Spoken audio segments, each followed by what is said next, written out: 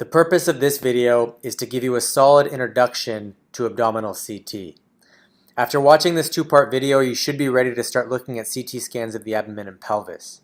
Before watching this, I strongly recommend that you take the time to watch the video, A Practical Introduction to CT, on this channel. The video covers the basic principles of CT, Hounsfield units, including the density of commonly imaged tissues, and the application of these basic principles in a few abdominal CT cases. The video also covers the basic principles of windowing, which is obviously very important, as well as an introduction to IV contrast and the phases of contrast in abdominal imaging. We're not going to cover these topics again in this talk, so again, I suggest that you watch that before watching this video. In this first video, we're going to focus on abdominal CT anatomy, mainly by scrolling through a normal CT of the abdomen and pelvis as well as some cases. We're going to focus specifically on the most clinically essential anatomy, namely the things that you need to know before you're looking at an abdominal CT scan efficiently. The goal is to really get you familiar with what normal looks like, including normal measurements when important. We're going to briefly touch on some anatomic variants and some clinical pearls where appropriate, and we'll introduce several abnormal cases to illustrate the clinical importance of some of the anatomy. We'll finish with a basic approach to abdominal CT. In the second video, we'll talk about the things that you'll commonly see, the things that you should never miss, and some clinical pearls that are going to help you deal with common clinical situations. Before we jump into a normal scan and go through basic anatomy, I think it's really important to understand a few basic things about the peritoneal cavity. I start with this because when people are first starting out, they often have a difficult time conceptualizing peritoneal anatomy, and the basics of peritoneal anatomy are frequently clinically important.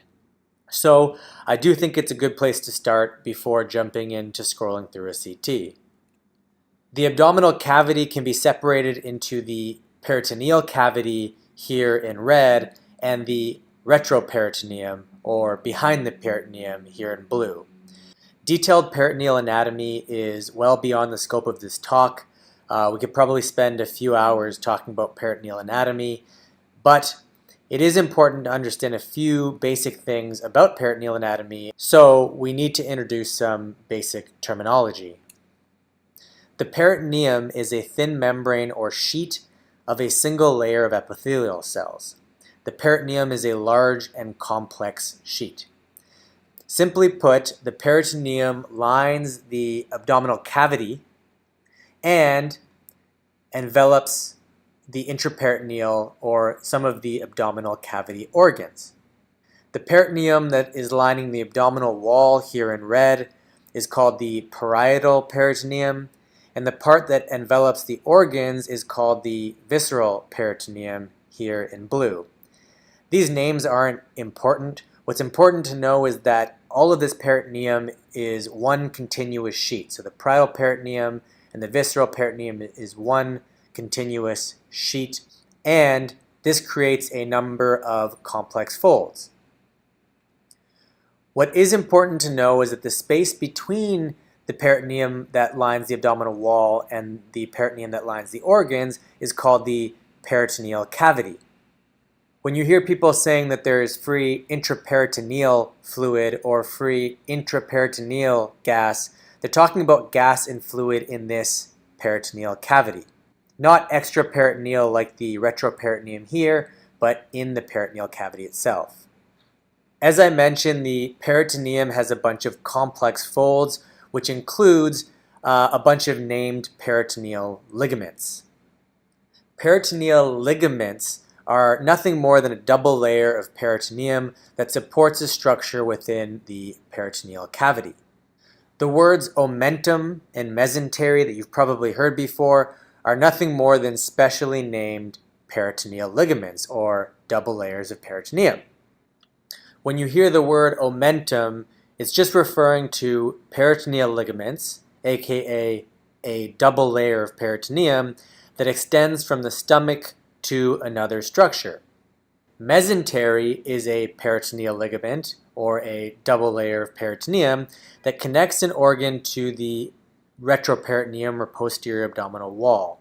Inside the mesentery, or between the two sheets of peritoneum, there are blood vessels, lymph nodes, and fat that we can actually see on CT. We don't see the peritoneum itself. If that's a little bit confusing, it'll clear up very shortly. Let's look at this same diagram that we were looking at on the last slide. We can see that there are multiple peritoneal ligaments. All of these are double layers of peritoneum. Here we've highlighted one of them in red. And now we've highlighted the others on this diagram in red. These are all peritoneal ligaments, or double layers of peritoneum. Here labeled is the stomach. The ligaments that extend from the stomach here are specially named. They're just ligaments, but they're called omentum. We have the lesser omentum above here that extends from the stomach towards the liver, and we have the greater omentum down here, the bigger one that extends from the bottom of the stomach down the anterior abdominal cavity and then back up to the transverse colon here. These two ligaments back here that connect the transverse colon to the retroperitoneum or posterior abdominal wall and the small bowel to the posterior abdominal wall are so-called mesentery. This one here that supports the small bowel is called the small bowel mesentery, and it contains arteries that feed the small bowel, veins that drain the small bowel, lymph nodes, and a bunch of fat. And we can see those things on CT, and we're going to see those shortly when we go through a normal CT. As I mentioned before, there are many named ligaments that are beyond the scope of this talk, but it's worth going through a few that have some clinical relevance. When you surgically open the abdomen, the first thing that you see is the greater omentum, and this is a picture of what that greater omentum looks like surgically. The greater omentum is a ligament that hangs like an apron and covers the abdominal contents anteriorly. Remember, ligaments are just a double layer of peritoneum, and omentum by definition originates from the stomach. So if we look at this diagram here again, we pointed out on the last slide, but the greater omentum is a double layer of peritoneum coming from the stomach and joining the transverse colon and hangs down along the anterior abdominal cavity. The diagrams show them as individual layers, but these all fuse and this becomes a four-layered structure. And on CT, you don't actually see these layers of peritoneum, but again, you see the fat and vessels and things that are in the greater omentum. So if we look at this case here, this is a 70-year-old female who comes to the emergency department with abdominal distension. We'll orient you to the anatomy when we start scrolling through CTs, but here we have the right side of the patient here, left side of the patient here, back and front. There's all this low-density free fluid in the peritoneal cavity. This is ascites, or free intraperitoneal fluid. This is the kidney back here. This is a retroperitoneal structure. You can see the fluid's not surrounding that because it's intraperitoneal fluid. I'll briefly point out these loops of small bowel that are filled with oral contrast here. And this structure here that has a bunch of fat in it. Remember, fat is very dark. And all of these vessels that are coursing through it. This is the small bowel mesentery here. Along the anterior abdominal cavity, where we'd expect the greater omentum, we have all of this soft tissue filling that space, which is abnormal. If we compare that to a normal CT here on the right, we see that the normal greater omentum should be fatty density with small vessels coursing through it. This one is clearly abnormal. This soft tissue in the greater omentum is a case of omental caking. There are peritoneal metastases from a primary malignancy that are spreading through the peritoneum. When you have omental caking and peritoneal metastases in a female, the most common cause is ovarian cancer. Other things that can cause this appearance include other GI cancers, things like colon cancer, pancreatic cancer, gallbladder cancer, etc. The main point here is to illustrate why peritoneal anatomy is important when looking at a CT scan of the abdomen and pelvis. The peritoneal ligaments are a highway for disease spread. When tumor invades the peritoneum, it often spreads along the peritoneum in a sheet-like fashion. And although this case here is very obvious and the greater omentum is a very big structure, If you're further along, it's worth learning the more intricate peritoneal anatomy. The more of the anatomy you know to a point, the more subtle pathology you're going to pick up on CT scans. The lesser omentum is actually composed of two parts: the gastrohepatic ligament, so from the stomach to the liver, gastrohepatic, as well as the hepatoduodenal ligament from the liver to the duodenum. But for all intents and purposes, most people just call it the gastrohepatic ligament when they're describing it on imaging. The main thing to know here is that this space contains things in the periportal region, including the portal triad. So you'll see a lot of things here, mainly big lymph nodes and direct tumor spread in abnormal situations. And we're going to have a look at that on a CT scan shortly. So let's open up a CT scan. Okay, so this is a CT scan of the abdomen and pelvis in a female. And I'll briefly point out these small bowel loops here. Centrally, all this fatty attenuation, when I scroll up and down, you see that it's mainly vessels, small lymph nodes that are popping in and out, and fat attenuation. These vessels are feeding and draining the small bowel. This is the small bowel mesentery that we pointed out earlier. And anteriorly, we have the greater omentum, where we see fat attenuation and small vessels. In abnormal cases, like the case we showed earlier, you'll see soft tissue density here or other abnormalities in these peritoneal ligaments. The other piece of basic level peritoneal anatomy that you need to know is some of the peritoneal spaces. And the reason why you need to know this is to be able to describe any abnormalities that you see, as well as know where to look for things when you're looking for things that are abnormal. So if we start in the right upper quadrant here, we have the liver, and around the liver and under the diaphragm here, although you can't see the space now, if there was free fluid or something abnormal, you can have abnormalities in that space. The space here is called the right subphrenic space. Phrenic means diaphragm, so subphrenic is under the right, or under the diaphragm, on this case the right diaphragm, so you have right subphrenic space. This is the liver and this is the kidney, and in between the two you have what's called Morrison's pouch, also known as the hepatorenal recess. This is an important space because when the patient is lying flat, anything that causes there to be free fluid or blood often collects in this space around the liver. So for example, if you had an abdominal trauma and a laceration to the liver, blood may collect in this space in the hepatorenal recess, also known as Morrison's pouch. So you need to look here to make sure that there's no free fluid. In the left upper quadrant, we have the spleen here, and similar to the right, we have the left subphrenic space, again under the diaphragm, and the left perisplenic space around the spleen a little bit lower down. In the flanks, near the descending and ascending colons, we have the right paracolic gutter and the left paracolic gutter. This is another location where you may see peritoneal metastases or free fluid.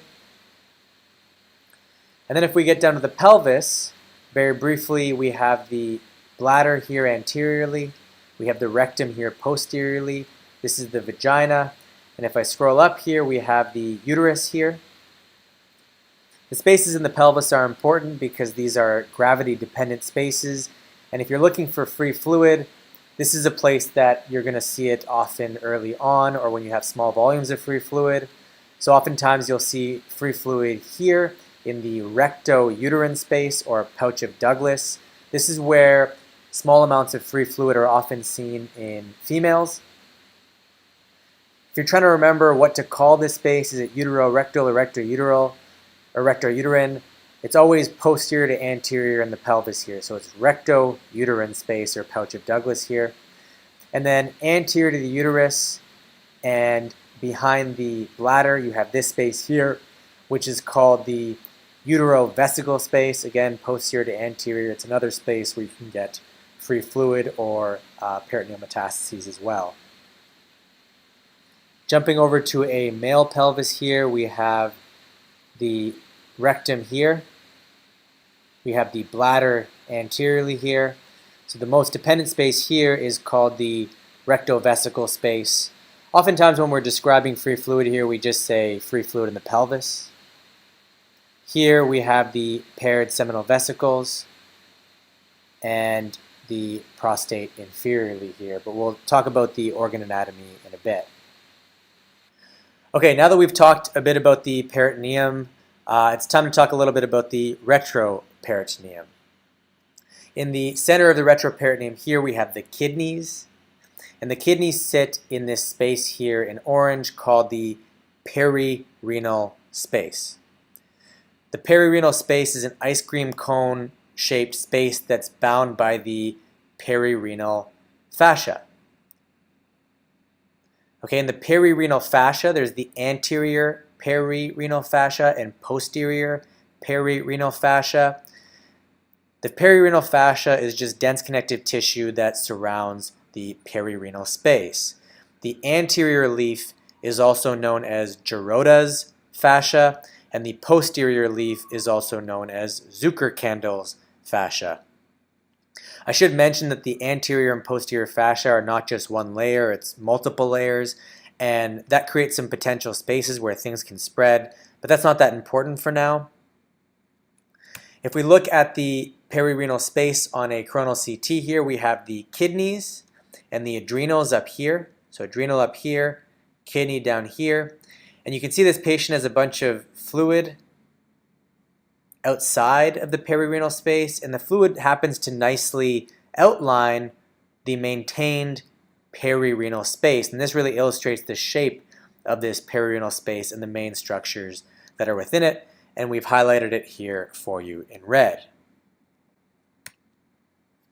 Anterior to the perirenal space, we have the anterior pararenal space, and posteriorly here, where it says PPS, we have the posterior pararenal space.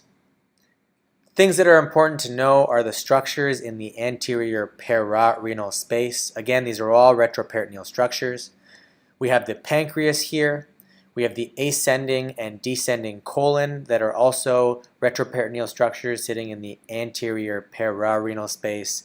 Also portions of the duodenum, the second and third portions of the duodenum that surround the pancreatic head, are also in the anterior pararenal space. And this anatomy is clinically important. In a patient who has pancreatitis, for example, and inflammation surrounding the pancreas, you may only have subtle inflammation that tracks along this anterior pararenal space and along the anterior aspect of Geroda's fascia. And this might be your only sign of inflammation of some structure in this anterior pararenal space. So let's go back to our CT. Okay, so let's review these retroperitoneal spaces and structures. So this is the left kidney and this is the right kidney. This is the adrenal here on the left, and this is the right adrenal here. And the adrenal and kidney are in this perirenal space. Okay, and you can see the anterior perirenal fascia and posterior perirenal fascia here as well. Remember, the anterior perirenal fascia is called Geroda's fascia, and the posterior perirenal fascia is called Zuckerkandl's fascia. We have the posterior pararenal space back here, mainly containing fat in a normal patient. And then we have the anterior pararenal space, which is anterior to Geroda's fascia, containing the pancreas, which is here. So we have the pancreas here. It also contains the duodenum, so this is the second portion of the duodenum here, and the third portion of the duodenum across the midline, the ascending colon over here, and the descending colon over here. Those are all retroperitoneal structures. See how they're anterior to the anterior perirenal fascia or Geroda's fascia. Again, this can be clinically relevant. For example, a case of pancreatitis may have inflammation tracking down the anterior Geroda's fascia. There are also other extraperitoneal spaces low in the pelvis that are worth mentioning. This includes the prevesical space here, anterior to the bladder, that extends superiorly along the margin of the bladder here.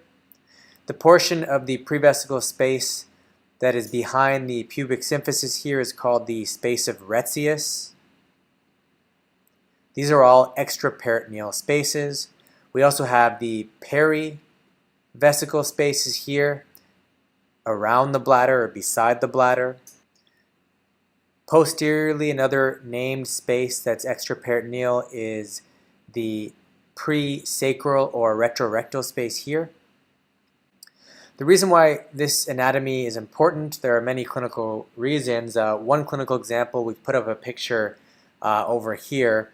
This is a patient who had pelvic fractures and hematuria or blood in the patient's urine. And this is what is called a CT cystogram. Patients who have abdominal trauma or pelvic trauma with pelvic fractures and hematuria, the first thing you need to think about or rule out is a rupture of the bladder. When you're diagnosing a rupture of the bladder, the type of bladder rupture is very clinically important. The two main types of bladder rupture are extraperitoneal bladder rupture, where the bladder is ruptured into the extraperitoneal space only, and intraperitoneal bladder rupture, where the bladder is ruptured into the intraperitoneal space. The intraperitoneal bladder ruptures, or any bladder rupture that has an intraperitoneal component, is usually treated surgically, whereas extraperitoneal bladder ruptures are treated conservatively. So in this picture here, we've injected contrast through a Foley catheter into the bladder and distended it. And you can see that contrast has extravasated outside of the bladder and into the perivesical space and space around the bladder. And this is all extraperitoneal. There's no intraperitoneal contrast. This is an extraperitoneal bladder rupture, and this does not need to go to surgery immediately. Okay, great. Now that we've gotten that out of the way, it's time to get down to business and start going through the intra-abdominal organs. Let's start with the liver. Okay, so the liver is split up into 8 segments. I've included a diagram here briefly, and we'll come back to this. Radiographically, to split up the liver, which I've pointed at here, into the 8 segments, we use the vasculature as landmarks to define the segment. So let's look at the vessels of the liver first. This here is the IVC, or inferior vena cava. Draining into the inferior vena cava are the hepatic veins. So we have the right hepatic vein here, middle hepatic vein here, and left hepatic vein here. And you can see that they all join the IVC. In most patients, the left and middle hepatic veins join just before going into the IVC. Common variants of the hepatic veins. Oftentimes, or many times, you'll see veins directing directly in the IVC a little bit lower, usually draining from somewhere down here in segment 6, and we'll talk about that, the segments, in a bit, but you'll have accessory veins that are draining directly in the IVC. This can be important if the patient's going for surgery, for example. This here is the portal vein. This is a portal venous scan, so the portal vein is quite bright. And the portal vein goes into the liver here and supplies the majority of the blood to the liver. The portal vein is composed or made up of 2 vessels, the SMV here and the splenic vein here. So splenic vein is draining the spleen and hugs the back of the pancreas, and the SMV is coming up here, and when they join, they are now by definition the portal vein. The portal vein splits into the right and left portal vein. So this here is the left portal vein here, and this here is the right portal vein over here. The right portal vein splits into the anterior division, which is going this way, and the posterior division, which is moving this way. So again, main portal vein, left portal vein here.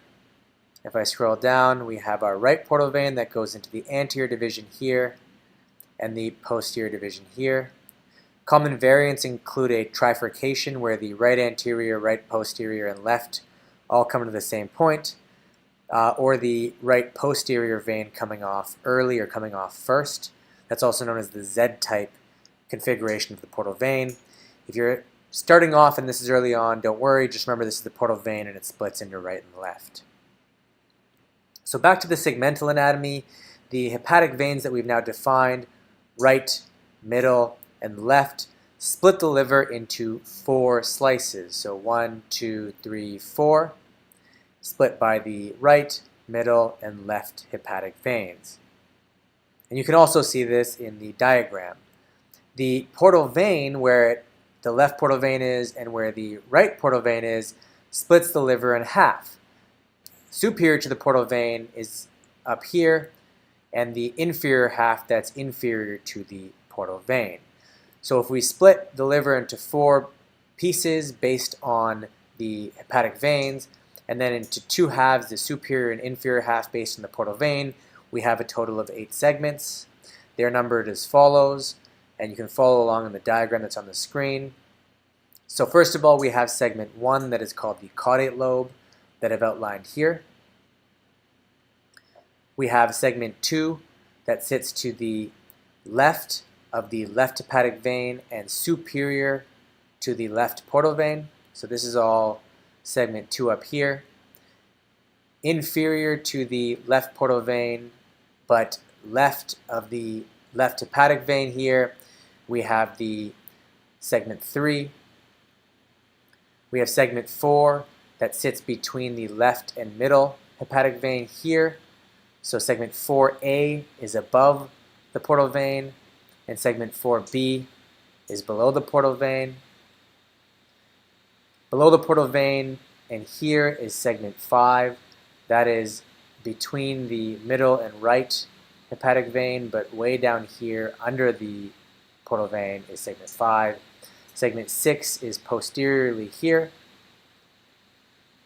Segment 7 is superiorly, so above the right portal vein, but to the right of the right hepatic vein here. And segment 8 is up here. Okay, if you didn't follow that, have a look at the diagram and scroll through some anatomy to better understand the segments. The segments are important to describe abnormalities when you're reporting, as well as have the same nomenclature as the people who you're communicating with. Other anatomy to know, this here is the falciform ligament, separating the left anatomic lobe from the right anatomic lobe. Functionally, we split segments 1, 2, 3, and 4 as the functional left lobe, and the functional right lobe are segments 5 to 8 over here. This here is called the ligamentum venosum, and that separates segment 2 from the caudate lobe. Very briefly, common locations to have focal fat in a normal or relatively normal liver include adjacent to the falciform ligament, in posterior segment 4 here, as well as adjacent to the gallbladder fossa. Okay, so we're done with the liver. This here is the gallbladder. Gallbladder is split up into the fundus, the body, and the neck. Oftentimes you have stones at the neck that can obstruct it and cause acute cholecystitis. The neck goes into the cystic duct, which can be difficult to see on normal CTs, and the cystic duct inserts into the common hepatic duct that turns into the common bile duct. And the common bile duct is small but can be seen here. This is a very small common bile duct, so it's difficult to see, but essentially the normal common bile duct should be less than 6 millimeters at the age of 60 or less, and you can add a millimeter for every decade after that. So if they're 70, they can be up to 7 millimeters, 80 up to 8 millimeters, 90 up to 9 millimeters in diameter. That's the common duct. If the patient's had a cholecystectomy, you can have a little bit more prominent of a duct, and that's normal. So this is a patient who came in with right upper quadrant pain. And the reason why we're looking at this abnormal case is because the biliary tree is dilated here, so it's a lot easier to illustrate the anatomy. So first of all, how do we know that the bile ducts are dilated? Well, you have this hypoattenuating structure, or all of these hypoattenuating structures that are running along the portal veins. And you see that this hypoattenuating tubular structure here is on one side of the portal venous structure. Sometimes you'll see hypoattenuation on both sides, and that usually is seen with periportal edema. When you see hypoattenuation on one side that is tubular and connects, we're dealing with intrahepatic biliary duct dilatation. And we can see these ducts very well. So here on the right, we have the right anterior bile duct. The right anterior bile duct drains from superior to inferior in an oblique fashion. Over here, more posteriorly and more horizontally oriented, is the right posterior bile duct. So the right posterior and right anterior bile ducts drain to make up the right main bile duct. And the left intrahepatic bile duct here, or left main bile duct, also drains to join the right main bile duct to make the common hepatic duct, which is here in the porta hepatis. The common hepatic duct is joined by the cystic duct here. So this is the gallbladder down here with stones in it. And if I scroll up, you can see the cystic duct here because it's dilated, and it joins the common hepatic duct to distally become the common bile duct, or the CBD. This common bile duct is dilated as well, and if you look closely distally, you can actually see small dense structures in the distal common bile duct. These are biliary duct stones, or choledocholiithiasis, and this is the cause of the patient's right upper quadrant pain. Okay, here is the coronal images of that same patient, and you can see that in this plane we can see the common bile duct quite nicely, and we can see the stones distally obstructing. This duct is too dilated. If I measured it, or give a rough measurement, it's about 1.7 centimeters, which is way too big. I can also quite nicely follow the common duct and see the right main intrahepatic duct that is drained by the right anterior duct, which is more oblique. And then if I scroll more posteriorly, you can see the posterior duct, which is more horizontal. When it comes to biliary variance, we more commonly discuss it when we're looking at MRI, but the most common variants have to do with the insertion of the right posterior duct. The right posterior duct can join at the same location as the left main and the right anterior duct. That's called a trifurcation. Or the right posterior duct can drain directly into the common duct. There are other variants as well, but those are some of the most common. This over here is the spleen in the left upper quadrant. You'll commonly see normal splenials around the spleen, just like this one here. This is just an accessory spleen. The spleen size varies by sex and height of the patient, and you can look up the normal reference range. I'll put a link in the description. But for practical purposes, usually people use a cutoff of about 13 centimeters in maximum axial or coronal dimension. This here is the pancreas. Starting over here, we have the pancreatic head. Inferiorly and posterior to the SMV, we have the uncinate process. So uncinate process, pancreatic head here. Pancreatic neck refers to the portion that's anterior to the SMV and SMA. So it's the pancreatic neck. Pancreatic body here, again, hugs the splenic vein. So if you can't find the pancreas, look to the splenic vein. And then the tail here, this is called the pancreatic tail, often comes close to the spleen. It's also worth knowing what people mean when they refer to the dorsal and ventral pancreas. Remember, dorsal usually means posterior or along the back. If you think about the dorsal fin, for example, in certain mammals, they're referring to the back portion. However, in the pancreas, it's reversed. So the dorsal pancreas actually ends up twisting around and refers to this larger portion of the pancreas that ends up anterior. And the ventral pancreas refers to this posterior component that actually ends up dorsal. So remember, in the pancreas, dorsal and ventral pancreas are reversed. This is important to know because you can have agenesis of the dorsal pancreas, and this is all fat here, and you have some normal pancreas down here. You can also normally see some asymmetric fatty infiltration. Oftentimes you see that on ultrasound as a pseudomass here in the ventral pancreas, and that can mimic a mass. The pancreatic duct you can see faintly here in the middle of the pancreas. This is a normal or very minuscule normal pancreatic duct, but it should run along here. Normally you shouldn't see it, or it should be very thin. A normal pancreatic duct should be less than 3 millimeters, and that's absolutely key because when you have pancreatic duct dilatation, you've got to be worried about an obstructing pancreatic mass, and we'll talk about pathology in the next video again. The main pancreatic duct that runs along the pancreas here predominantly usually drains at the major papilla and joins the CBD. Occasionally, the most common variant is that the main pancreatic duct drains into the minor papilla above and does not join the common bile duct. That's called pancreatic divisum. The classic form involves complete separation of the main pancreatic duct and the CBD. People often mix up the Santorini and Wirsung, but just remember that Santorini comes up here at the minor, is the one that inserts up here at the minor papilla, and Wirsung is the one that inserts down here where the CBD is. But if you remember anything, just remember main pancreatic duct and CBD, and then remember divisum, which is the most common variant. These are the adrenal glands here, so the right adrenal gland here and the left adrenal gland over here.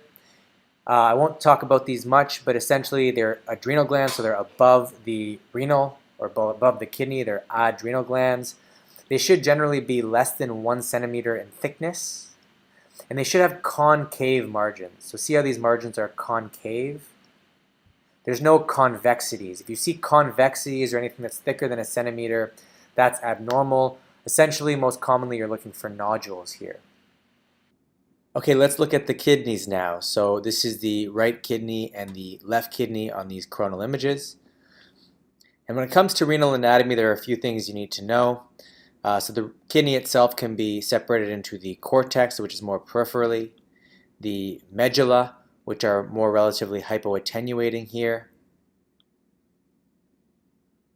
and then the collecting system itself. So we can see here the renal pelvis that is non-dilated, that drains into the right ureter here. How a normal kidney looks is going to depend on the phase of contrast. So when you initially give contrast and look at kidneys closer to an arterial phase image, a lot of the contrast is still in the kidneys peripherally. The contrast is going to fill the renal cortex first, and then it's going to move towards the center or towards the hilum. So early on in the arterial phase, you're going to see only more peripheral enhancement, and then over time you're going to have more homogeneous enhancement of the entire cortex, and then it's going to enter the collecting system, and you can do delayed imaging if you want contrast in the collecting system to better assess the collecting system. So when you're doing a renal protocol, for example, there are different phases that you look at, including the corticomedullary phase, where the majority of contrast is in the cortex, the nephrographic phase, where the majority of the kidney is enhanced, and we're better going to pick up on abnormalities in the kidney parenchyma itself. And then we have delayed phased imaging as well that we can do, as I mentioned, to opacify the collecting systems. So in this patient here, there is contrast filling the collecting systems. These again are non-dilated collecting systems, but you can clearly and very nicely see contrast in these minor calyces here that drain into major calyces here, and multiple major calyces drain to become the renal pelvis here in the center, and the renal pelvis then drains into the ureter here. Some of the reasons to perform delayed phased imaging or imaging where you fill the collecting system with contrast include looking for cancer of the collecting system. For example, if the patient has a history of TCC and you're looking for a recurrence, or if you're looking for injury to the collecting system, like in a trauma or say a gynecologist may be worried that they may have nicked a ureter. If we fill the collecting system with contrast and the contrast ends up outside of the ureter, then that's obviously abnormal. And that's just a general principle of imaging. If you fill something with contrast and it goes somewhere else where it's not supposed to be, that's abnormal, of course. This case here demonstrates one of the abnormal enhancement patterns of the kidney. So in this phase, you'd expect the kidneys to enhance relatively homogeneously. And in the right kidney specifically, also a little bit on the left, but mainly on the right, you'll notice multiple areas of patchy hypoattenuation in the cortex that are somewhat linear and wedge-shaped in many locations. This is called a striated nephrogram appearance, and there are a number of causes of that, one of the more common being pyelonephritis. And you'll also notice some stranding and inflammation around the right kidney. This was a patient who had a pyelonephritis or infection of their right kidney. There are a few other abnormal enhancement patterns of the kidney that you're going to need to learn at some point, but the general approach to all of these abnormal enhancement patterns is this. When you have abnormal enhancement patterns, it can be due to an obstruction of the collecting system, an abnormal arterial supply or abnormal artery, an abnormal venous drainage like thrombosis, for example, or an issue with the parenchyma itself. So if you break it down that way and look at each of those structures, you can often figure out what's going on. Okay, so moving on to the pelvis, this is a female. Anteriorly here we have the bladder, posteriorly we have the rectum, and in between we have the vagina, and you can see that there are locules of gas within the vagina here, which you can see normally. If I scroll up above the vagina, here is the cervix, and then here is the uterus in this patient. On the left, we can see the left ovary over here. I'll scroll through it, and you can see the right ovary over here with small follicles within it. These ovaries are easy to find because they're in the expected location. Sometimes it can be difficult to find the ovaries. The best way to find the ovaries when you can't find them, specifically if you're looking to see if a mass is coming from the adnexa or the ovary specifically, rather than a mass that's not associated with the ovary, is by following the vascular pedicles. If you follow the vessels down, you can often figure it out. So for example, here is the IVC on the right here, and draining into the IVC directly on the right is the gonadal vein. So you see this little tiny structure here that is draining into the IVC. If I follow that down, okay, it's right here in front here. If I follow that down, it goes right into this structure here, which is the right ovary. So if you can't find the ovary, follow the vascular drainage / supply, and you'll be much more successful. Okay, next we're going to go through the bowel anatomy, starting at the esophagus here in the chest. As I scroll down here, we have the GE junction, the gastroesophageal junction, where the esophagus joins the stomach below the diaphragm. So this is the stomach here. It's filled with oral contrast. This patient had oral contrast. The stomach can be separated into the fundus, which is superior here, the body centrally, and distally the antrum. You should also know that the medial aspect here is called the lesser curvature, and this side over here is called the greater curvature. The stomach connects directly to the start of the duodenum. This here is the duodenal cap and the first portion of the duodenum. There are 4 parts to the duodenum. The second portion of the duodenum here runs along the right aspect of the pancreatic head. If I follow the second portion of the duodenum down, I can connect it across the midline to the third portion of the duodenum. And if I follow this out here, to the fourth portion of the duodenum. So the second and third portions of the duodenum are retroperitoneal, and the fourth enters back into the peritoneal cavity that we described earlier. We then connect to these jejunal loops or jejunal loops that are often occupied in the left upper quadrant, but it's variable. And we don't usually follow the bowel in every case unless it's important, like if there's a bowel obstruction. But if we were to follow all these, we would see that they would connect to these loops here that are more filled with contrast and have a tendency to be closer to the right lower quadrant.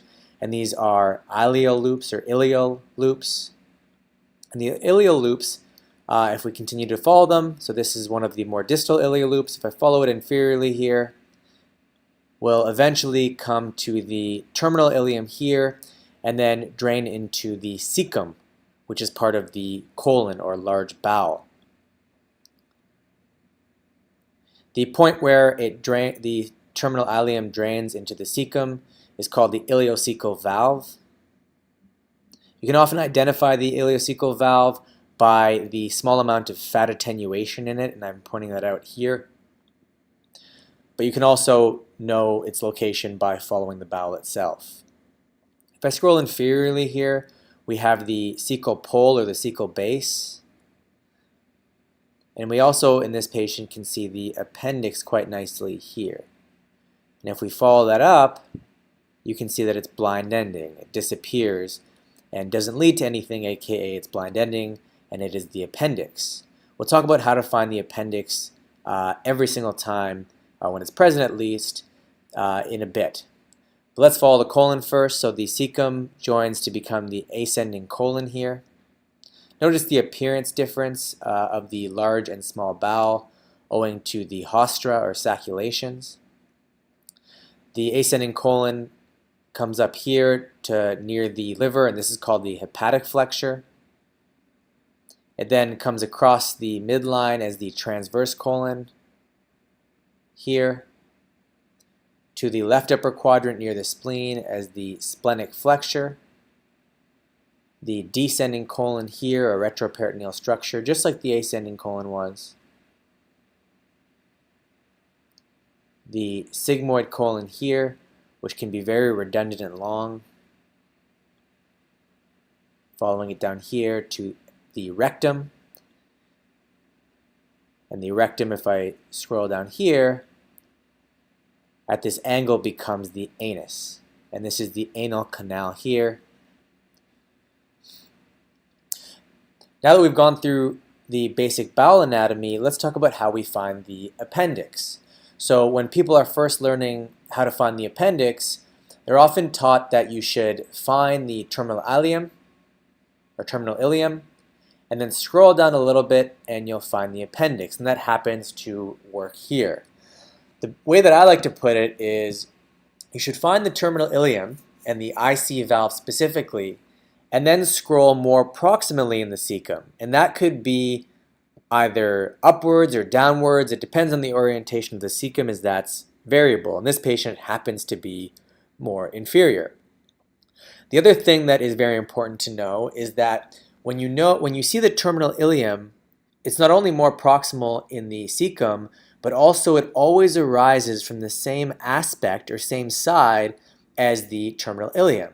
So if I were to scroll down here, I'm not looking for the appendix out on this side or out over here. I'm specifically looking along this margin here at that location in the cecal base. And if I scroll down, sure enough, you can see that in this patient, this is the appendix here, it arises from that same aspect. And I can follow it up now and see that it's normal and filled with contrast with no inflammation around it. This patient does not have appendicitis. Very briefly, to know if bowel is dilated or not, a lot of people use the so-called 3-6-9 rule. So normal small bowel should not be larger than 3 centimeters in diameter. Large bowel should not be greater than 6 centimeters in diameter. And the cecum, here in the right lower quadrant, should not be larger than 9 centimeters in diameter. But what matters more than the actual measurements is the appearance of the bowel itself. So, I've seen lots of bowel obstructions, and a lot of resources actually use 2.5 centimeters as a cutoff for small bowel. But what again matters more is the appearance. If it's tensely distended proximally, there's a point of transition and then collapse distally, that is way more important than any measurement of bowel. Okay, let's briefly talk about the vasculature. So we talked about the hepatic veins and the portal venous system already with the SMV and the splenic vein as a quick review. Let's talk about arterial anatomy. So this is the aorta here. And as I scroll down, the first major branch in the midline is the celiac axis coming off anteriorly here. The second major branch off of the aorta, just inferior to the celiac axis, is the SMA here. The SMA runs inferiorly here, adjacent to the SMV. More inferiorly here, just before the aorta bifurcates, we see the IMA here where my arrow is, and you can follow that tiny inferior mesenteric artery down here as well. The aorta then bifurcates into the right and left common iliac arteries. Common iliac arteries then bifurcate here into the external iliac anteriorly and internal iliac posteriorly. We'll follow the external iliacs for now, which become, after it gives off the inferior epigastric, the common femoral artery, superficial femoral artery here, and the deep femoral artery more posteriorly. But again, don't worry about these things for now, just know the basic anatomy. On the way up, we can follow the veins, and they're named just like the arteries. So we have the external iliac vein here, which joins the internal iliac vein here to make the common iliac vein, which joins the left common iliac to become the IVC, or inferior vena cava. You can see the renal veins here on both sides, the hepatic veins that join, and then where the IVC joins to the right atrium, or drains into the right atrium. Next, we'll cover the lymph node stations. So these are things that you're going to commonly see and things that you should be looking for on every CT scan. So where do you look? Well, let's start with the retroperitoneal nodes. So if I scroll down here, I often start by looking here in the para-aortic region. So these nodes here, we can actually see small ones. These are not abnormal, but these small nodes that are popping in and then popping out of view when I'm scrolling through this axial image are all small para-aortic lymph nodes. In the space between the aorta and the IVC, we have the aortocaval nodes. The nodes behind the IVC are called the retrocaval nodes, and if they're in front of the IVC, they're called precaval nodes. Inferiorly, we call the nodes as the arteries that they follow along. So we have common iliac nodes here. We have external iliac nodes and internal iliac nodes. And then out here, we have several small normal inguinal nodes. Well, we're down here in the pelvis. Although there's not much fat in this patient, around the rectum, this space here is called the mesorectal space, and there's mesorectal fat here around the rectum. In patients with colon cancer and prostate cancer, oftentimes you'll see abnormal mesorectal nodes. These are called mesorectal nodes if they're present. And blood from the colon drains into these superior rectal vessels, and you'll often see nodes. If you see these linear things here, those are little vessels. You'll often see abnormal rounded nodes when rectal cancer metastasizes. So any nodes that are seen along these vessels are called superior rectal nodes. Back to the upper abdomen, we have the adjacent to the celiac artery. If you see abnormal nodes there, we call them celiac nodes. A common place to see nodes is here along the lesser curvature of the stomach. Over here, this is all gastrohepatic ligament. So you can call these gastrohepatic ligament nodes or nodes along the lesser curvature. Oftentimes people refer to nodes in the porta hepatis as either gastrohepatic nodes or specifically you can say periportal nodes is a colloquial way to refer to them.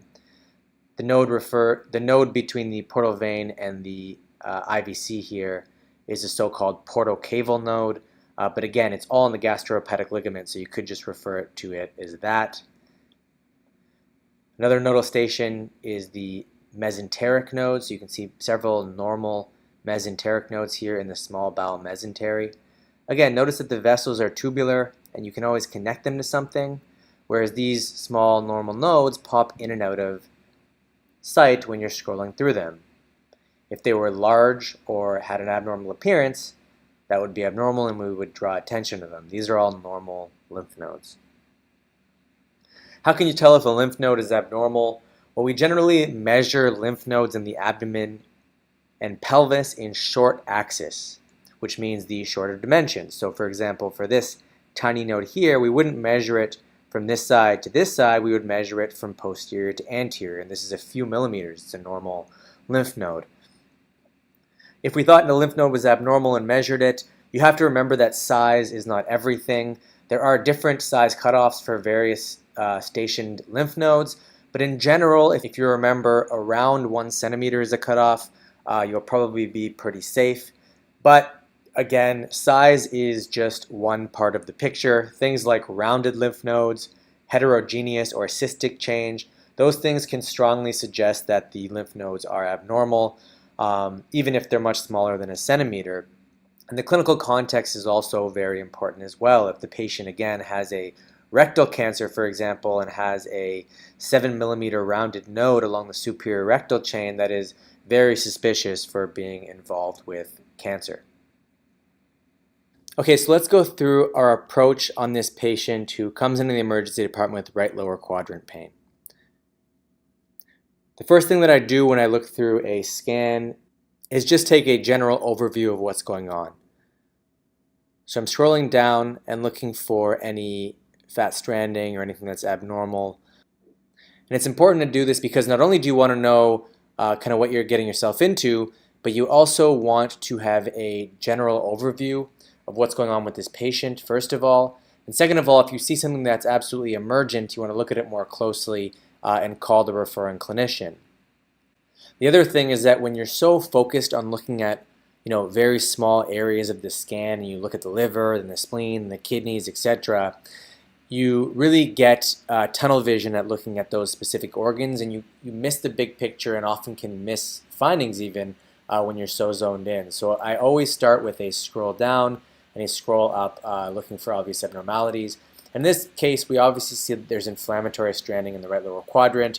I see a stone here at the base of the appendix and a dilated inflamed appendix. This is acute appendicitis. So even just with our first two scrolls, we can see that there are abnormalities and make the diagnosis. But the purpose of this is to go through the whole approach. So after looking at the entire scan quickly, I then suggest that beginners look for free intraperitoneal gas. So you do that by windowing. Usually people use lung window, but the important thing to do is just to widen the window. So if I just widen the window like that, now you can see that the gas stands out very well, and I can see that all of this gas is inside the bowel or where it's supposed to be. I don't see any free intraperitoneal gas in the abdomen.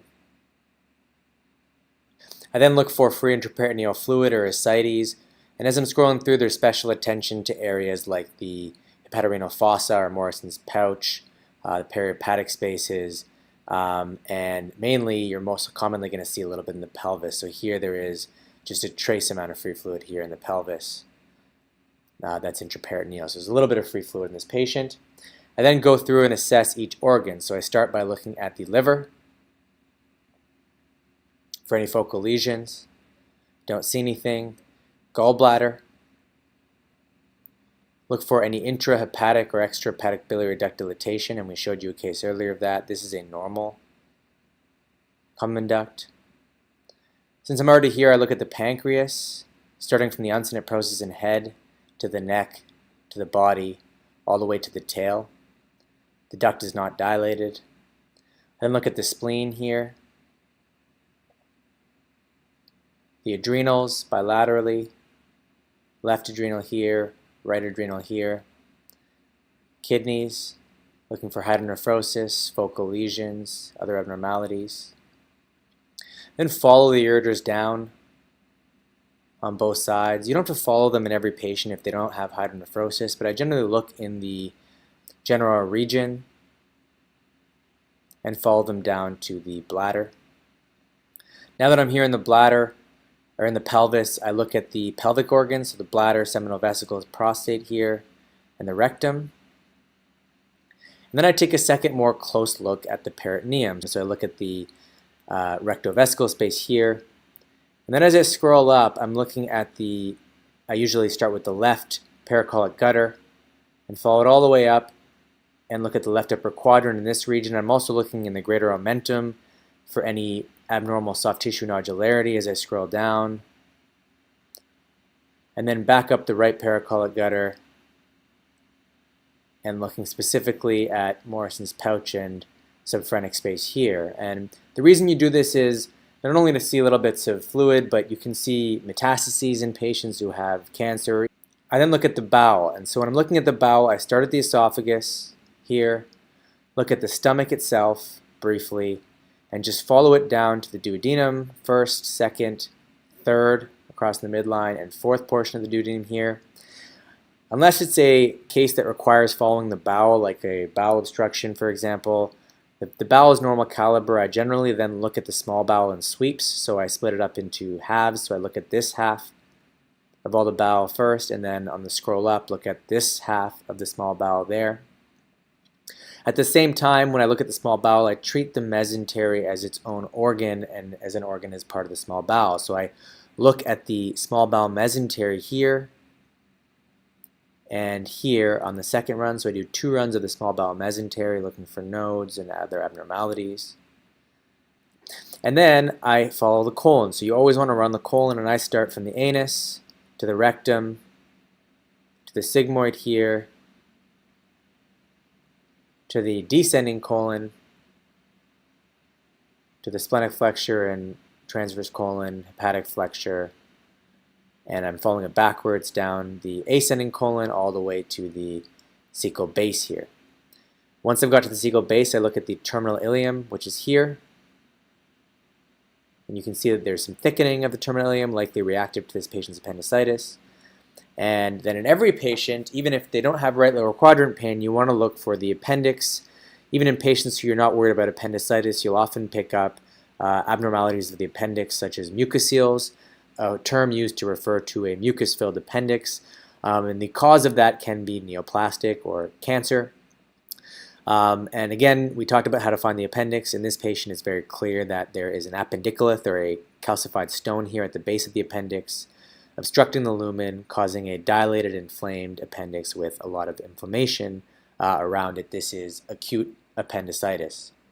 Satisfaction of search, don't stop there. You got to keep looking through the case. So once I've looked at the bowel and the mesentery, I look at the vasculature.